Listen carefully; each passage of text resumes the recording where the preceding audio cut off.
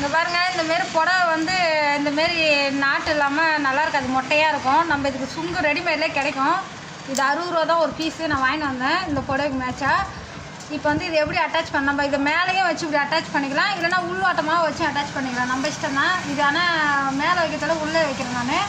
பாருங்கள் எப்படி தைக்கிறேன். இது தைக்கும் போது என்ன பண்ணுறீங்க, கொஞ்சம் பெரிய தையலாக போட்டுங்க. பார்த்தே இதில் ஏன்னா நீடில் ஏன்னா உடச்சி விட்ற பாருங்க, பொறுமையாக தைங்க. கொஞ்சம் அந்த லேஸ் தெரிகிற மாதிரி அழகாக வைங்க, இல்லைன்னா அந்த இதில் படும், மணியில் படும். இது நம்ம மேலே வச்சு அட்டாச் பண்ணிக்கலாம், நல்லா தான் இருக்கும். இருந்தாலும் இப்படி இருக்கும். ஒரு ஸ்டோன் ஒர்க்கு முந்தானியில் இருந்தால் நம்ம இதை மேலே வச்சு அட்டாச் பண்ணலாம். ஸ்டோன் ஒர்க் இல்லைன்னும் போது இது உள்ளே வச்சு அட்டாச் பண்ணிக்கலாம்.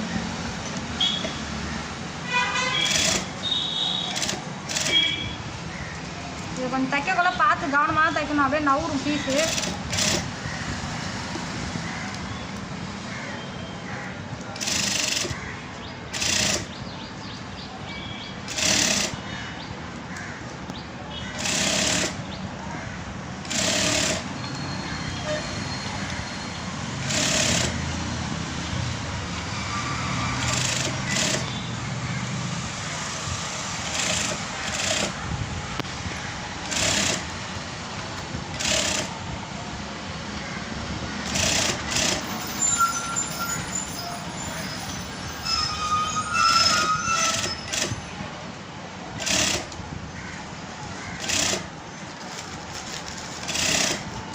இது எக்ஸ்ட்ரா மீந்துடும், அதை கட் பண்ணி மடித்து தைச்சிக்கலாம். அப்படியே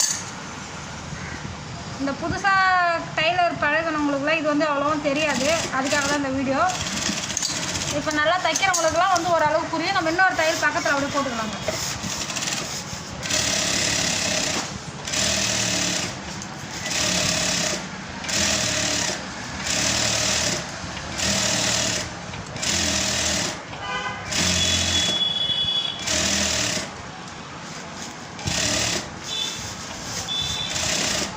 ரஃப் அடிச்சுங்க. இப்போ பாருங்கள், முதல்ல வந்து மொட்டையாக இருந்தது, இப்போ வந்து ஃபினிஷிங் வந்துச்சோடனே அழகாக இருக்குது. இது வந்து லேஸ் நம்ம மேலே வச்சு அடிக்கலாம், உள்ளே வச்சு அடிக்கலாம். இது உள்ளே வச்சு அடிச்சா நல்லாயிருக்கு, அதனால் நான் அடிச்சிட்டேன். ஓகே, பாய்.